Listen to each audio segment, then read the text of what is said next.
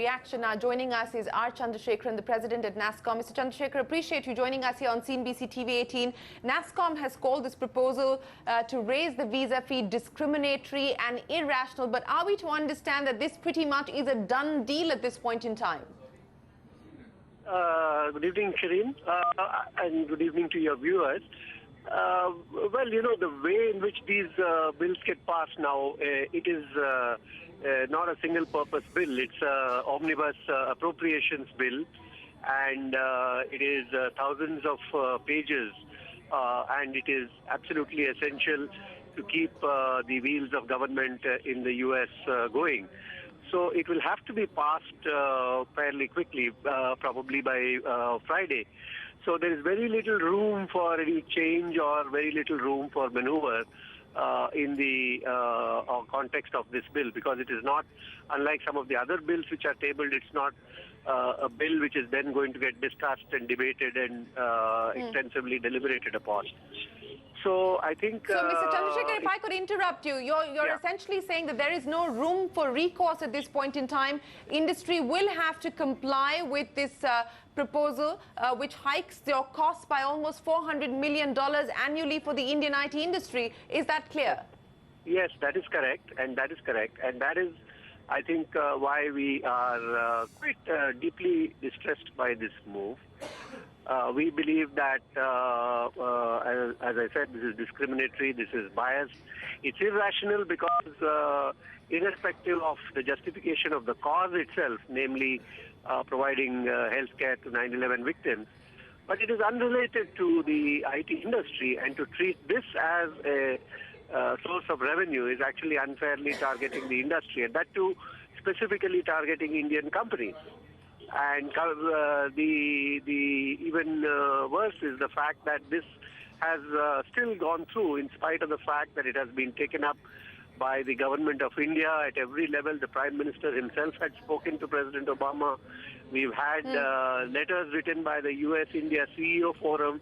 We've had letters written by the US IBC to the senators and congressmen. We've had congressmen write in saying that this is discriminatory. And in spite of all that, this is going through, and we really find it very difficult to understand how you can do this within the framework of a strategic economic partnership, when there are very few areas where we have certain expectations. And in fact, when a whole lot of business is being provided to US companies by India, in India, I think this kind of protectionism and restrictions are really not conducive to the kind of partnership that is being talked about. We've already seen that the demand with regard to totalization has been stonewalled. So if this is the approach, then I would say that we really have to try and understand where this partnership... So, Mr. Chandrashekharan, yeah, so in that context, you're talking about this strategic partnership between India and the US. Nothing has happened on the totalization agreement either, which has been your big demand, the Indian IT's big demand. Do you believe that it is now time for the Indian government to take a harsher or a stronger position when it comes to trying to protect Indian IT? And eventually, as you're saying, this is pretty much a done deal. What is it going to mean as far as competitiveness of our IT industry is concerned?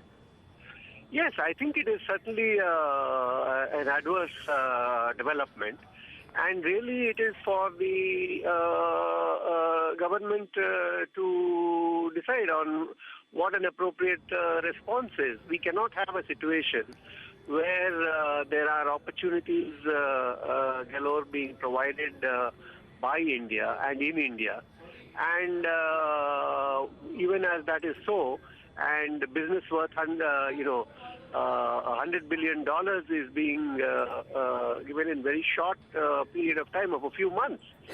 And at the same time, in a few areas where we do have competitive advantage, which are important for us from the point of view of business, trade, and foreign exchange earnings, repeatedly such measures are taken, and in spite of the interventions at the highest level, it is not only repeated, but actually increased fourfold. What else can one say? And what else can one infer from these measures?